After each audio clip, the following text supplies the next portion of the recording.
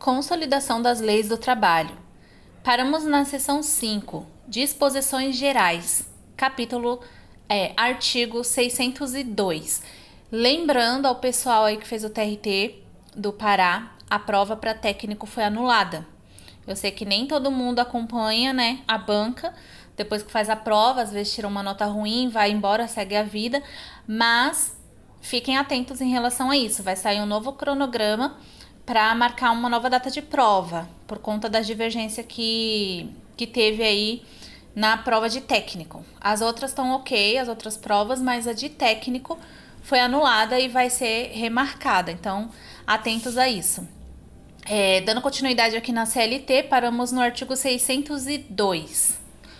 Os empregados que não estiverem trabalhando no mês destinado ao desconto da contribuição sindical e que venham a autorizar prévia e expressamente o recolhimento serão descontados no primeiro mês subsequente ao do reinício do trabalho. Parágrafo único. De igual forma, se procederá com os empregados que forem admitidos depois daquela data e que não tenham trabalhado anteriormente nem apresentado a respectiva quitação. Artigo 603. Os empregadores são obrigados a prestar aos encarregados da fiscalização os esclarecimentos necessários ao desempenho de sua missão e ao exibir-lhes, quando exigidos, na parte relativa ao pagamento de empregados, os seus livros, folhas de pagamento e outros documentos comprobatórios desses pagamentos, sob pena da multa cabível. Artigo 605. As entidades sindicais são obrigadas a promover a publicação de editais concernentes ao recolhimento do imposto sindical durante 3 dias nos jornais de maior circulação local e até 10 dias da data fixada para depósito bancário. Artigo 606.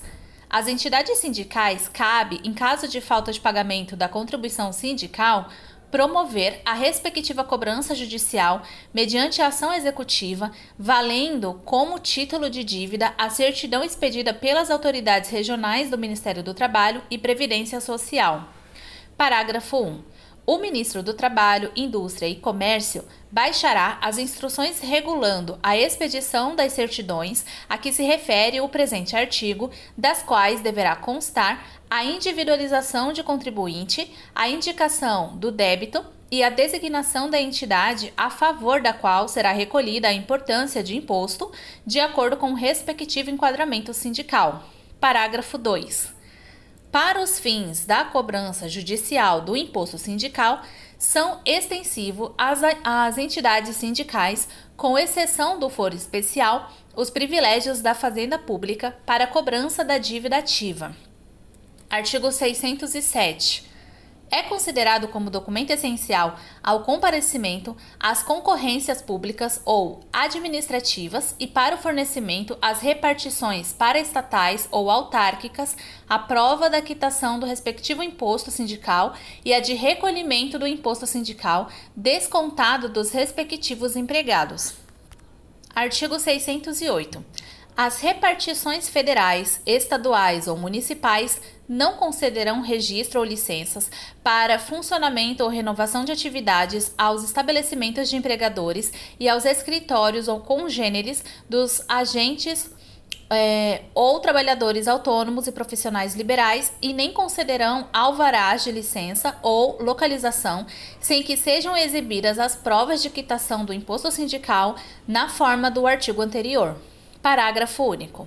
A não observância do disposto neste artigo acarretará de pleno direito a nulidade dos atos nele referidos, bem como dos mencionados no artigo 607. Artigo 609. O recolhimento da contribuição sindical e todos os lançamentos e movimentos nas contas respectivas são isentos de selos e taxas federais, estaduais ou municipais. Artigo 610. As dúvidas no cumprimento deste capítulo serão resolvidas pelo Diretor-Geral do Departamento Nacional do Trabalho, que expedirá as instruções que se tornarem necessárias à sua execução. Título 6. Convenções coletivas de trabalho. Artigo 611. Convenção coletiva de trabalho é o acordo de caráter normativo pelo qual 2 ou mais sindicatos representativos de categorias econômicas e profissionais estipulam condições de trabalho aplicáveis no âmbito das respectivas representações às relações individuais de trabalho. Parágrafo 1. É facultado aos sindicatos representativos de categorias profissionais celebrar acordos coletivos com uma ou mais empresas da correspondente categoria econômica, que estipulem condições de trabalho aplicáveis no âmbito da empresa ou das acordantes respectivas relações de trabalho. Parágrafo 2. As federações, e na falta desta, as confederações representativas de categorias econômicas ou profissionais, poderão celebrar convenções coletivas de trabalho para reger as relações das categorias a elas vinculadas, inorganizadas em sindicatos no âmbito de suas representações. Artigo 611-A. A convenção coletiva e o acordo coletivo de trabalho têm prevalência sobre a lei quando, entre outros, dispuserem sobre: inciso 1. Pacto quanto à jornada de trabalho, observados os limites constitucionais. Inciso 2. Banco de horas anual.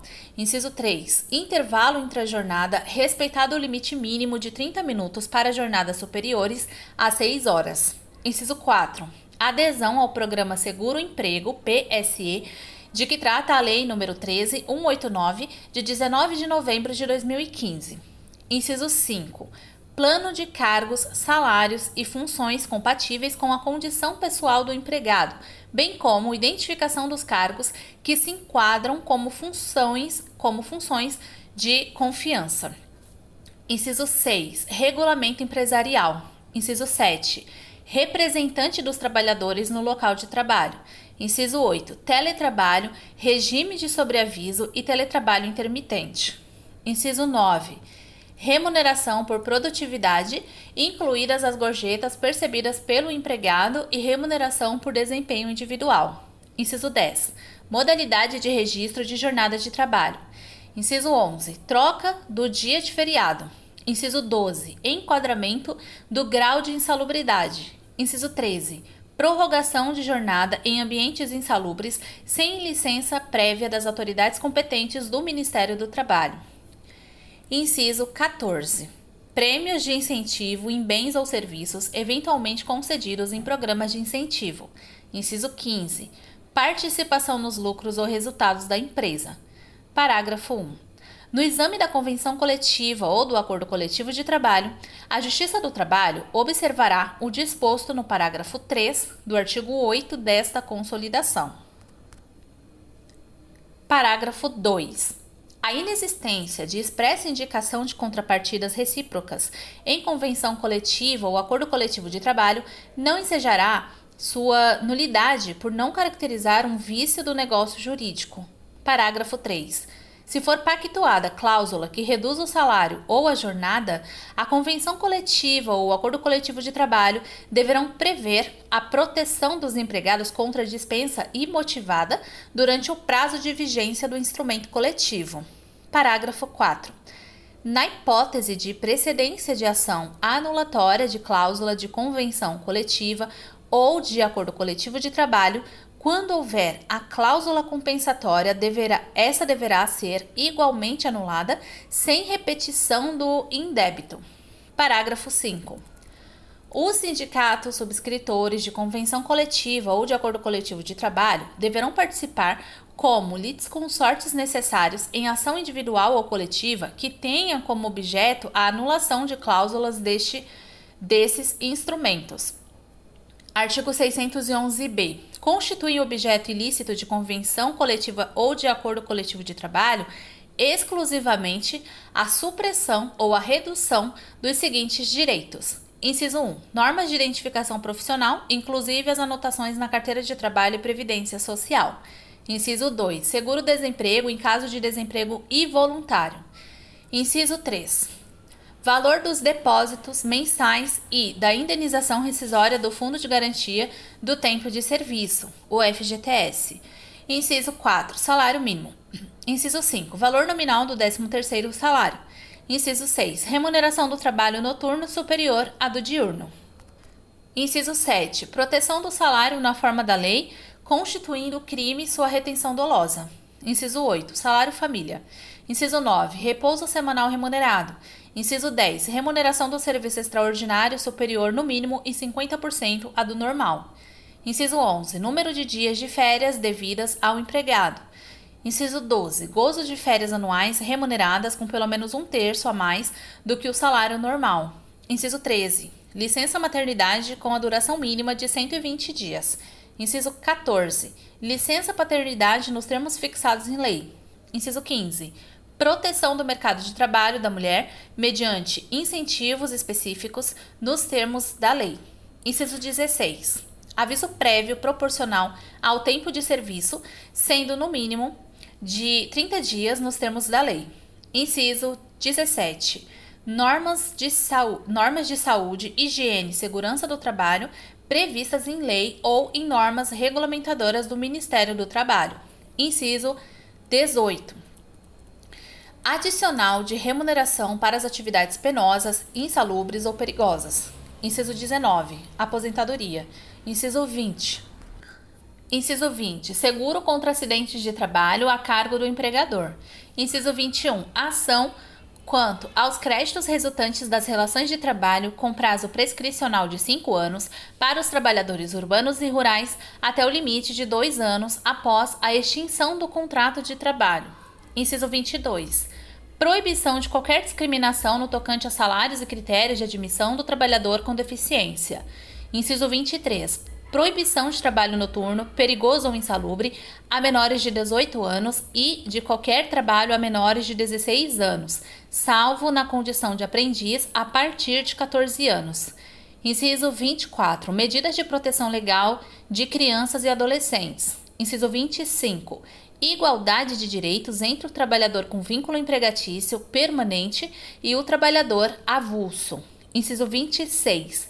Liberdade de associação profissional ou sindical do trabalhador, inclusive o direito de não sofrer, sem a sua expressa e prévia anuência, qualquer cobrança ou desconto salarial estabelecidos em convenção coletiva ou acordo coletivo de trabalho. Inciso 27. Direito de greve, competindo aos trabalhadores decidir sobre a oportunidade de exercê-lo e sobre os interesses que devam, por meio dele, defender. Inciso 28. Definição legal sobre os serviços ou atividades essenciais e disposições legais sobre o atendimento das necessidades inadiáveis da comunidade em caso de greve. Inciso 29. Tributos e outros créditos de terceiros. Inciso 30. As disposições previstas nos artigos 373-A, 390, 392, 392-A, 394, 394-A, 395, 396 e 400 desta consolidação. Parágrafo único. Regras sobre a duração do trabalho e intervalos não são consideradas como normas de saúde, higiene e segurança do trabalho para os fins do disposto neste artigo. Artigo 612. Os sindicatos só poderão celebrar convenções ou acordos coletivos de trabalho por deliberação de Assembleia Geral, especialmente convocada para esse fim, consoante o disposto nos respectivos estatutos, dependendo a validade da mesma do comparecimento e votação em primeira convocação de 2/3 dos associados da entidade, se tratar de convenção, e dos interessados no caso de acordo e em segunda de 1/3 dos mesmos. Parágrafo único. O quórum de comparecimento e votação será de 1/8 dos associados em segunda convocação nas entidades sindicais que tenham mais de 5.000 associados. Artigo 613. As convenções e os acordos deverão conter obrigatoriamente, inciso 1, designação dos sindicatos convenentes ou dos sindicatos e empresas acordantes. Inciso 2. Prazo de vigência. Inciso 3. Categorias ou classes de trabalhadores abrangidas pelos respectivos dispositivos. Inciso 4. Condições ajustadas para reger as relações individuais de trabalho durante a sua vigência. Inciso 5. normas para a conciliação das divergências sugeridas entre os convenentes por motivos da aplicação de seus dispositivos. Inciso 6. Disposições sobre o processo de sua prorrogação e de revisão total ou parcial de seus dispositivos. Inciso 7. Direitos e deveres dos empregados e empresas. Inciso 8. Penalidades para os sindicatos convenentes, os empregados e as empresas em caso de violação de seus dispositivos. Parágrafo único. As convenções e os acordos serão celebrados por escrito, sem emendas nem rasuras, em tantas vias quantos forem os sindicatos convenentes ou as empresas acordantes, além de uma destinada a registro. Artigo 614. Os sindicatos convenentes ou as empresas acordantes promoverão conjunta ou separadamente, dentro de 8 dias da assinatura da convenção ou acordo, o depósito de uma via do mesmo para os fins de registro e arquivo no Departamento Nacional do Trabalho, em se tratando de instrumento de caráter nacional ou interestadual, ou nos órgãos regionais do Ministério do Trabalho e Previdência Social, nos demais casos. Parágrafo 1. As convenções e os acordos entrarão em vigor 3 dias após a data da entrega dos mesmos no órgão referido neste artigo. Parágrafo 2. Cópias autênticas das convenções e dos acordos deverão ser afixados de modo visível pelos sindicatos convenentes, nas respectivas sedes e nos estabelecimentos das empresas compreendidas no seu campo de aplicação, dentro de 5 dias da data do depósito previsto neste artigo. Parágrafo 3. Não será permitido estipular duração de convenção coletiva ou acordo coletivo de trabalho superior a 2 anos, sendo vedada a ultratividade. Artigo 615. O processo de prorrogação, revisão, denúncia ou revogação total ou parcial de convenção ou acordo ficará subordinado, em qualquer caso, à aprovação de Assembleia Geral dos sindicatos convenentes ou partes acordantes, com observância do disposto no artigo 612. Parágrafo 1. Um instrumento de prorrogação, revisão, denúncia ou revogação de convenção ou acordo será depositado para fins de registro e arquivamento na repartição em que o mesmo originariamente foi depositado, observado o disposto no artigo 614. Parágrafo 2. As modificações introduzidos em convenção ou acordo por força de revisão ou de revogação parcial de suas cláusulas passarão a vigorar 3 dias após a realização de depósito previsto no parágrafo 1. Artigo 616. Os sindicatos representativos de categorias econômicas ou profissionais e as empresas, inclusive as que não tenham representação sindical, quando provocados, não podem recusar-se à negociação coletiva. Parágrafo 1. Verificando-se recusa à negociação coletiva, cabe aos sindicatos ou empresas interessadas dar ciência do fato, conforme o caso, ao Departamento Nacional do Trabalho ou aos órgãos regionais do Ministério do Trabalho e Previdência Social, para convocação compulsória dos sindicatos ou empresas recalcitrantes. Parágrafo 2. No caso de persistir a recusa à negociação coletiva pelo desentendimento às convocações feitas pelo Departamento Nacional do Trabalho ou órgãos regionais do Ministério do Trabalho e Previdência Social, ou se malograr a negociação entabulada, é facultada aos sindicatos ou empresas interessadas a instauração de dissídio coletivo. Parágrafo 3. Havendo convenção, acordo ou sentença normativa em vigor, o dissídio coletivo deverá ser instaurado dentro dos 60 dias anteriores ao respectivo termo final, para que o novo instrumento possa ter vigência no dia imediato a esse termo. Parágrafo 4. Nenhum processo de dissídio coletivo de natureza econômica será admitido sem antes se esgotarem as medidas relativas à formalização da convenção ou acordo correspondente. Artigo 617. Os empregados de uma ou mais empresas que decidirem celebrar acordo coletivo de trabalho com as respectivas empresas darão ciência de sua resolução por escrito ao sindicato representativo da categoria profissional, que terá o prazo de 8 dias para assumir a direção dos entendimentos entre os interessados, devendo igual procedimento ser observado pelas empresas interessadas com relação ao sindicato da respectiva categoria econômica. Parágrafo 1. Expirado o prazo de 8 dias sem que o sindicato tenha se desincumbido do encargo recebido, poderão os interessados dar conhecimento do fato à federação a que estiver vinculado o sindicato e, em falta dessa, a correspondente confederação, para que no mesmo prazo assuma a direção dos entendimentos.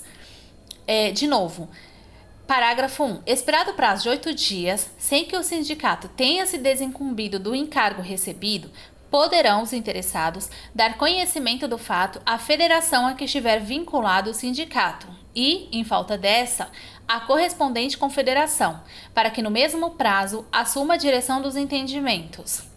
Esgotado esse prazo, poderão os interessados prosseguir diretamente na negociação coletiva até final. Parágrafo 2. Para o fim de deliberar sobre o acordo, a entidade sindical convocará a Assembleia Geral dos diretamente interessados, sindicalizados ou não, nos termos do artigo 612. Artigo 618. As empresas e instituições que não estiverem incluídas no enquadramento sindical a que se refere o artigo 577 desta consolidação poderão celebrar acordos coletivos de trabalho com os sindicatos representativos dos respectivos empregados, nos termos deste título. Artigo 619. Nenhuma disposição de contrato individual de trabalho que contrarie normas de convenção ou acordo coletivo de trabalho poderá prevalecer na execução do mesmo, sendo considerada nula de pleno direito. Artigo 620. As condições estabelecidas em acordo coletivo de trabalho sempre prevalecerão sobre as estipuladas em convenção coletiva de trabalho. Artigo 621. As convenções e os acordos poderão incluir entre suas cláusulas disposição sobre a constituição e funcionamento de comissões mistas de consulta e colaboração no plano da empresa e sobre participação nos lucros. Essas disposições mencionarão a forma de constituição, o modo de funcionamento e as atribuições das comissões, assim como o plano de participação, quando for o caso. Artigo 622.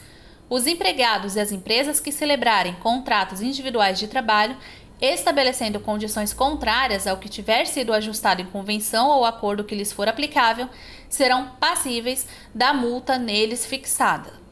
Parágrafo único. A multa a ser imposta ao empregado não poderá exceder da metade daquela que, nas mesmas condições, seja estipulada para a empresa. Artigo 623. Será nula de pleno direito disposição de convenção ou acordo que, direta ou indiretamente, contrarie proibição ou norma disciplinadora da política econômico-financeira do governo ou concernente à política salarial vigente, não produzindo quaisquer efeitos perante autoridades e repartições públicas, inclusive para fins de revisão de preços e tarifas de mercadorias e serviços. Parágrafo único.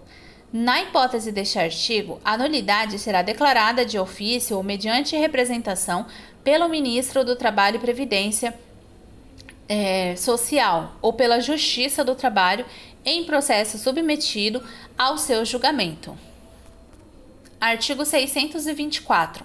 A vigência de cláusula de aumento ou reajuste salarial que implique elevação de tarifas ou de preços sujeitos à fixação por autoridade pública ou repartição governamental dependerá de prévia audiência dessa autoridade ou repartição à sua expressa declaração no tocante à possibilidade de elevação da tarifa ou do preço e quanto ao valor dessa elevação.